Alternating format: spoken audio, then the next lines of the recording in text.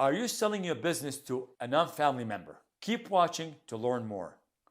When you sell your business to a family member, your objective may be to keep the business within the family and make it as easy as possible for your relative to make the purchase. When you sell your business to a non-family person, however, your primary objective may be to get the highest possible price for the sale while delaying recognition of capital gain for as long as possible by maintaining stock position in the acquiring company. When you sell to non-family, you may not be subject to the same level of scrutiny by the IRS that applies to transactions between related parties.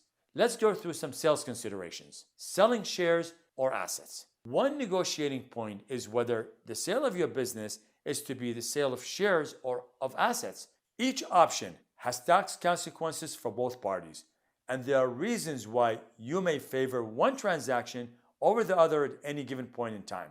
When the business is sold in a stock deal, the buyer assumes ownership of the assets and liabilities of the corporation.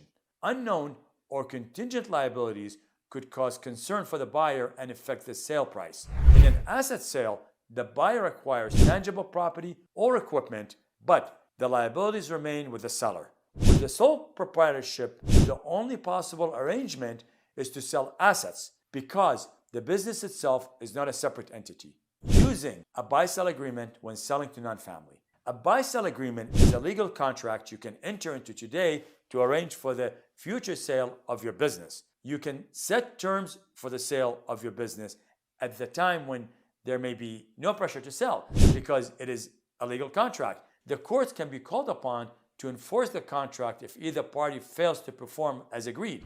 Once you enter into a buy-sell agreement, you can sell or give your business to anyone other than the buyer named in the agreement. So you need to coordinate the agreement with any estate planning you may be conducting. Selling to another corporation. Another corporation might be a potential buyer of your business, especially in these days of mergers and acquisitions. The acquired company may offer you cash for your business or may propose stock swap whereby you exchange stock in your own company for that of the acquiring company. When you receive cash, you will have to recognize a gain or loss of the sale transaction. If the transaction is a stock swap, you may be able to avoid recognition of gain on the sale by holding the stock of the acquiring corporation until you pass on. Structuring tax-free sales. When the buyer of your business is another corporation, usually a large publicly traded company, a stock swap can result in tax-free sale. This can be especially favorable to you if your business has appreciated in value since you initially invested, because you can avoid capital gains tax. Federal securities regulations may require you to hold the stock of the acquiring company for a specified length of time before you can resell it, and the value of the stock may decrease before you're allowed to sell. You may defer your capital gain indefinitely by holding the stock of the company until you pass on. However, your estate must include the value of the stock, subjecting it to estate tax. Structuring taxable sales.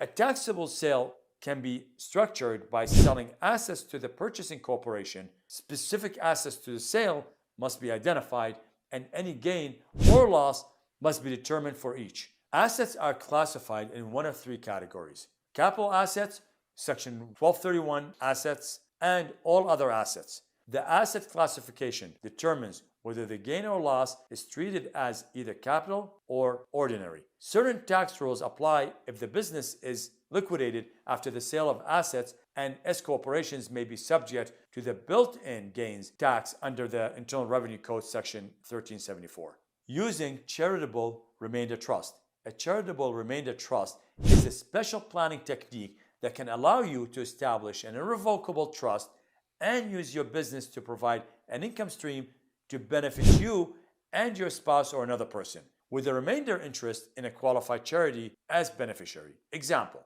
you contribute your business stock to a charitable remainder trust and receive charitable deduction, and the trust sells the stock, invests the proceeds, and pays an income stream. At the end of the payment term, the remainder of the trust passes to the charitable beneficiary. You are receiving charitable deductions and supporting the qualified charity of your choice. The major trade-off is that the charitable remainder trust must be irrevocable, meaning that you can't change your mind once it's set up. There are different types of charitable remainder trust, and the IRS publishes a list of qualified charities. Before you do anything, consult with us first and we can assist you in setting up any such trust.